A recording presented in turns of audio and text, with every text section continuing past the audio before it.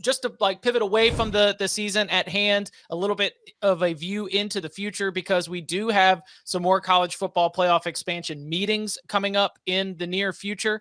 And the one topic that, especially coming out of this past weekend, that has become a hot topic of conversation among college football fans and will be one of the items that is debated in the upcoming meetings is what to do with these first round games, because there is a push from within the bowl season industry. An official letter sent to conference commissioners by bowl season executive director Nick Carparelli encouraging the conference leaders to play those first round games at bowl sites instead of on-campus venues. What they argue, probably to me that stands out as the best argument, is logistics. That they have places where these teams can practice. They have hotels that are used to being able to host all the fans and being able to be that kind of, infrastructure that can hold an event that we are expecting these first round games to be. They also have warm weather climates. I don't think that's as big of a deal. And they also claim to have a neutral environment, which again, I kind of thought the home field advantage was one of the interesting things about the first round. But after we saw some of the scenes in Knoxville, after we saw the scenes in Salt Lake City, after we saw what home field can be over this past weekend, I think it did bring a new spotlight. I know Dan Wetzel had a column over at Yahoo Sports diving into that, why this should be a big takeaway for conference commissioners. As those commissioners begin to discuss the future of the college football playoff, do you foresee the bowl season industry being able to pry these first round games away from on-campus sites? No. You don't think no way. Could? No, I do not. No, man, here's the thing. Like, some of these ADs make like $1 million now. Like the days of being able to grease these guys with, hey, here's a free golf trip to Arizona, or like, hey man, like go take your family to Bahamas.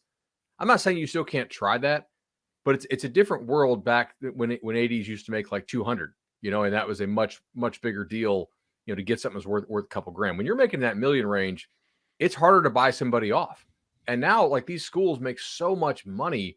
They have fans to keep happy. They have boosters to keep happy. Wouldn't you want another home game? Just for a pure revenue standpoint, the home game is what you want, because you're going to make more money on it. And it's also an advantage for your team. Like, this is why we keep playing hard throughout the year. Even if we have the playoff thing locked up, you want to get the seeding.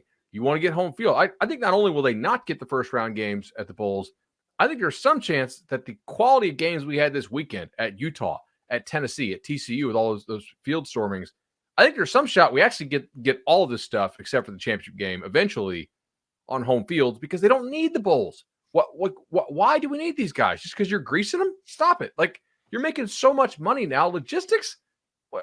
You need logistics every week? You play like 7 home games a year.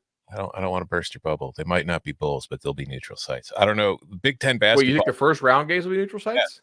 Big Ten basketball media days don't get nearly the attention that football media days do. But did you hear Kevin Warren's comments last week? Kevin Warren was talking about, he's bringing up, because they were talking about the college football playoff.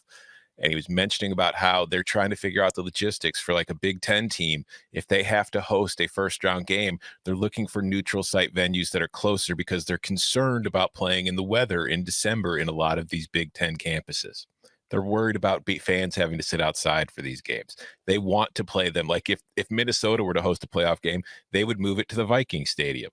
They would try to play it. If the Bears build a new stadium in Arlington Heights with a roof, they will try to play Northwestern, Illinois games, whatever, in that stadium. They want to play in the Big Ten's footprint, but they want to play indoors. Why? Do you really believe that they're going to play first round games not at campuses? What Kevin Warren was saying. He's the commissioner of the conference. He actually has influence on what's going to happen. So I hate it, but I'm telling you right now, they're more concerned about the product than they are the game. As long as they get to the playoff, they're not going to care about, like, it pisses me off to no end, because the one thing the Big Ten has always actually had an advantage in, if they did this late in the season, is the weather. Teams from the South having to come up and play in 30 degrees and snow. They're not going to enjoy it. It's going to suck. It's never fun for us either. We're just used to it. Can somebody boy. Can somebody talk some sense into him about how foolish that would be? Because you're exactly right. I mean, what if we always said, well, what if, teams in the southeastern portion of the country had to travel up north and play in the cold in the same type of conditions that they do? Doesn't he understand that could be a potential advantage to help you advance to the next level? Probably does. That to me is that makes me wonder if there's another reason, if he's just giving some excuses. Exactly. The money, the TV networks. Revenue at an indoor. I don't think the TV networks want it there. They would love the outdoor. I think they would love the atmosphere. Maybe he's paying a bunch of extra money or something. You know what? Maybe Tom's right. Maybe they will start out like this. I am pretty sure this will not last long term because your fans are not going to want to travel to 3 neutral site games. And if you make all this stuff neutral site and it kills home field advantage, it will diminish some of these November games, whereas they will have significant value and like above and beyond entertainment value. Like the teams will care more if you are actually securing home field advantage. Maybe Tom's right. Maybe this is actually how they'll start it out. That is why long term it won't happen. That's why they were very careful to point out when they first put out this proposal of the first round games. They were like on campus or at agreed upon neutral site. If it's I'm skeptical still, but if it's a Michigan playing in Detroit, I don't think it's that big of a deal. But you're indoors. I know, but at least you have to travel up there. I travel. Right. But I do think you point out something, because if they do the neutral sites all the way through, I mean, how many times have we heard Clemson, Bama, Florida State fans, even back in the day when they went to the Rose Bowl, like, Florida State was just coming off a championship. Do we really want to spend for 2 trips? Let's wait and see if we can make the final. Then we'll unload the boat for that one. That's where you get a little bit tricky. And Bud's right. Like, that's when you'll start to see some of the attendance numbers drop, because people will just wait and see if you make the next round rather than going some, neutral site, garbage game, that's just going to be out, whatever. Like, fans want to be in their home. They want to make noise at their own stadium. And I think we should applaud them and encourage that, because that's what does make the sport great. NFL is a better product at a neutral site. Yeah. Part of what makes college so special is that home field, is that collegiate atmosphere. Like, if you played like last year's championship game, cool, exciting game. Not as good as the NFL games that weekend, right? I mean, like it's sterile. It doesn't feel right.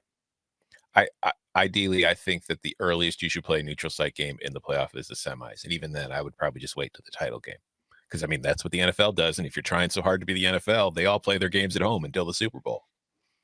So do you think that and this is like, I'm afraid that I'm stepping way out of line here, but do you think that ESPN owning all of these bowl games changes the idea? Like, you don't need to grease the wheels because the network partner who's like heavily involved with the college football playoff is also owning these bowl games, like has ownership stake.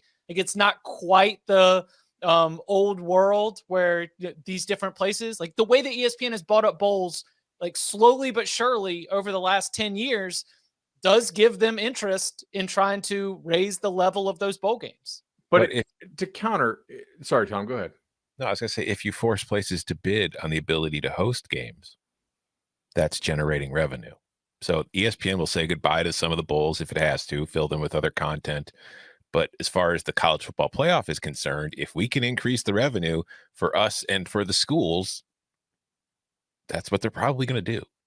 Yeah, like most of these bowl games that ESPN owns that are just pure like business ventures that are created out of whole cloth are there because it makes a little bit more financial sense for ESPN to put on a bowl game than it does to show a replay of sailing or run NFL Live yet one more time. But it's not the owner, like they own it's a different company. ESPN Events owns the bowl itself, and then ESPN contracts ESPN Events to be able to pay the media rights to show it on television. Right, but like for instance, do you think ESPN really cares if it's a home site game or played in the Orange Bowl? Like for the big ones, I don't think it really does quite as much. Maybe it does. Like Citrus Bowl, like a lot of these exist for inventory. Yeah. Just to have inventory when you're home from work or working a half day over the Christmas season. Who works a half day in December? Not us. Everybody, and not find me when we're doing like podcasts every single day in December, and I'm just looking out my window like the SpongeBob meme, watching all the families and children running up and down the street. So sorry to my family for all of that.